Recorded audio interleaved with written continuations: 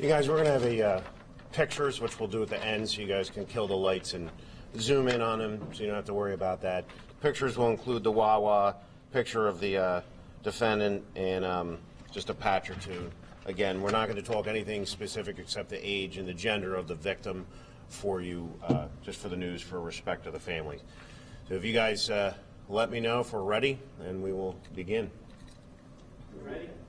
All right, we'll do the announcements. My name is Christopher Flanagan, Flanagan, Superintendent, Radnor Township Police.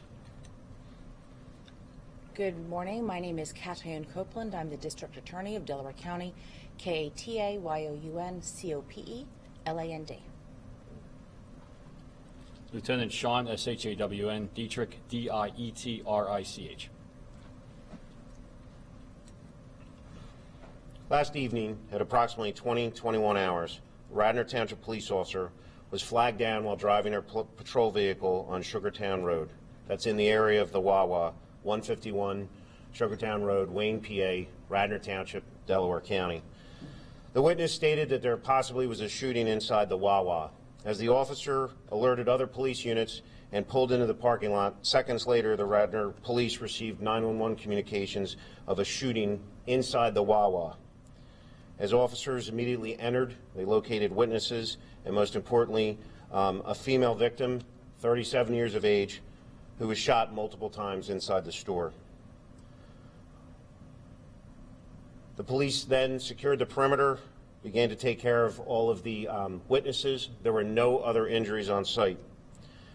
We were quickly able to get a description.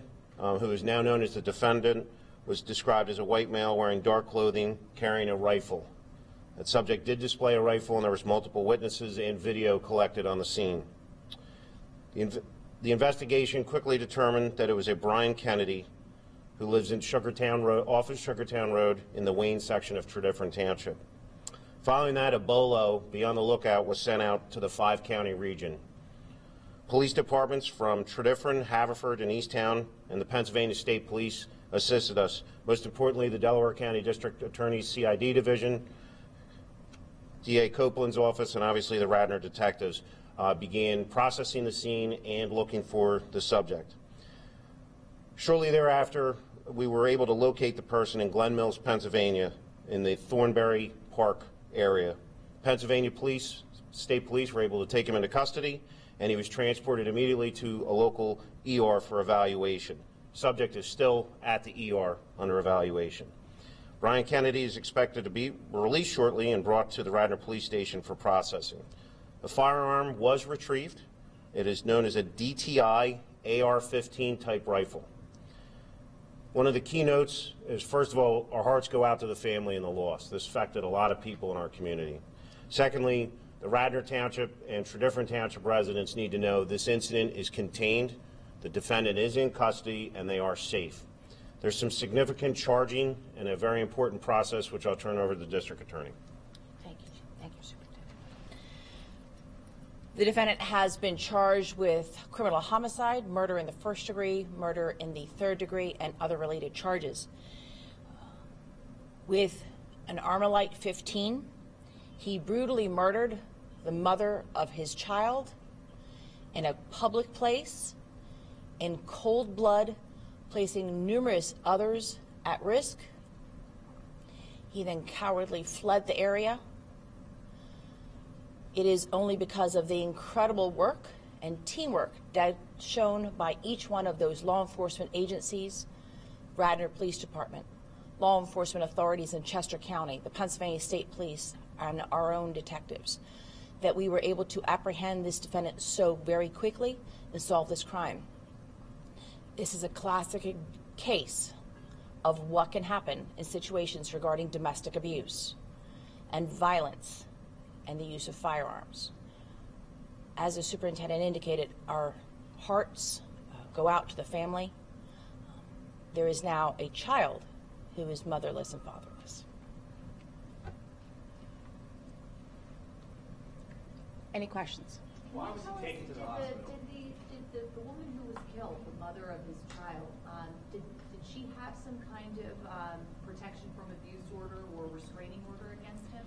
There is no active PFA. Had there been one previously? There had been previously a PFA. That PFA expired When did it expire? in September of this past year. Why was he taken to the hospital? Although we were not present at the scene, Pennsylvania State Police determined that they wanted to get him medically evaluated. And to that description, we're waiting for the hospital report to complete why, but he was kept for observation, and we believe he's going to be released today shortly, where he'll be brought back to the Radnor Police Station, processed, interviewed, and then taken before an appropriate magistrate. No indication he had been shot, for example, in the when he was picked up with police. I can confirm that he was not shot by police. There was no shooting involving the defendant. He didn't try to take his own life. We don't know at this time. We haven't been able to talk to him or interview him, so we don't have any information of that. Did he legally acquire the gun? That matter is still under investigation. We're still looking into the issues pertaining to the firearm and the circumstances under which he acquired it. Did it belong to a family member? That's still under investigation. There will be a couple other pieces to this. We'll be executing some search warrants on vehicles, some other residences once approved by the judges.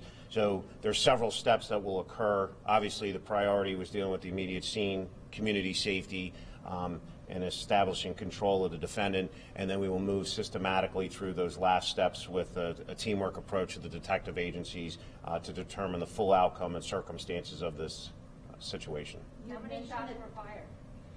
At this point in time, until the medical examiner lets us know, we're not going to give any information because we need a full report to be able to discuss that. You'd mentioned that there's surveillance video from the Wawa, so presumably you've been able to see how this sort of unfolded. Did the victim, was she fleeing there, say from his house off of Sugartown Road, or was she there as a customer making a purchase and he followed her? We believe that she was there possibly doing a custody exchange or simply shopping at the Wawa. And somehow he knew she was there and then took the action that we've already reviewed. So would the custody exchange could have happened like in the parking lot at the Wawa, something like that, or? That is correct. I see. Right. Okay. The child, however, was not on the child, however, was not on scene. Oh, I see. Okay. So would the exchange have been that he had the child previously, was supposed to bring the child there to her? That's still under investigation, but that appears to be the case. District Attorney Copeland, you touched on this, how domestic violence situations can escalate to this degree. Can you speak a little bit more at length about that? We've talked repeatedly about the fact that at any time cases pertaining to domestic violence can escalate to the point of murder. Our laws in regard to this matter need to be strengthened.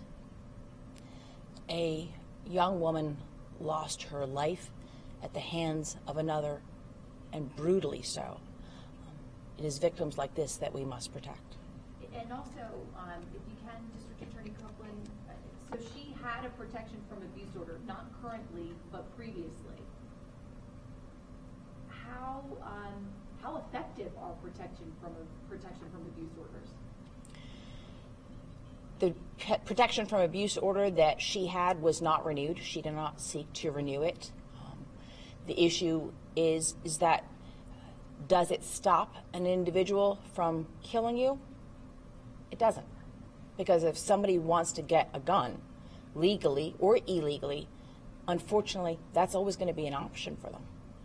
It does provide, obviously, a large measure of comfort for some people, and we're incredibly thankful for that. The issues become, however, is if an individual is determined to harm another, what's going to stand in their way? Is it tougher laws? At least we should take a shot at that. Proverbial, no pun intended. I think you had, I'm not sure if you mentioned this or not, how old is the child? I did not indicate that. Okay. Do they have any other children together? I won't comment on that. How much ammunition did he have? That is all, again, still under review. The weapon, an AR-15, was it modified to be automatic? Was it single? Do you know what the makeup of the weapon was and how many shots? I will defer to the superintendent in that regard. Just at this point in time, at the Delaware County Criminal Investigation Division, we have the rifle, we have the vehicle that was used, and several other pieces of evidence. What we need to do now is, once we're done getting this defendant arraigned, is we will now start breaking that down. I know there's a lot of questions on that. We simply are not ready to give an answer because we have not gone through it. So it's a systematic approach to these. You work from a priority to a lower priority. That's a lower priority because the safety of the community has already been answered. Victims and witnesses have been taken care of as best as possible based on the circumstances, and then we will vet out all of those. So a lot of times you'll see an incident occur in a snapshot of a second, and it's weeks or months before a final report is given to the district attorney and our police department. Does Brian Kennedy, does this suspect, does he have a history of assault? I mean, has he been charged before? Has he been arrested before for assault with this woman? So there's one arrest on file here with the Radnor Township Police Department, but you always do a survey of all the other things. That'll be part of that backup investigation to get a totality of all the actions that are there, and then obviously we'll evaluate those and make sure that best practices were used and look to the future, as you already brought up with the DA. And some of the answers to that question will be in the affidavit of probable cause, which will be provided When will we get that? as soon as it's arrived here. Right, and Yes. comes in, okay. I was told that the Wawa employee was the person who positively identified the shooter. Do you have any more information about that? The affidavit of probable cause will be provided to everybody upon its availability. Is the victim an ex-girlfriend or an ex-wife? The victim was the ex-wife of the defendant. So they had been married. That's correct. She's the mother of his child, and they had previously been married. That's correct. Approximately how long did it take for Mr. Kennedy to walk in, kill his ex-wife, and then run out? That's still under review. What exactly led you to Glen Mills and that park? We use police techniques. I'm not going to go over how we find people. There's different tactics that we use, from good old-fashioned police work to technology, and we'll just keep it at that. And that ends the press conference. Thank you. Thank you. After he's processed here, you can get it, or? Okay, thanks. And we don't have a date of a preliminary hearing for you yet. And he's going to be arraigned later, right? At Yes. the district court. Upon his ability to be arraigned. And the judges and the judge's availability? Yes. Understand. Yes. Yes. All right, thanks. But we can get that affidavit here? Yes. We don't need to go Yes. follow, track down to district I court? confirmed that, yes. Thank you.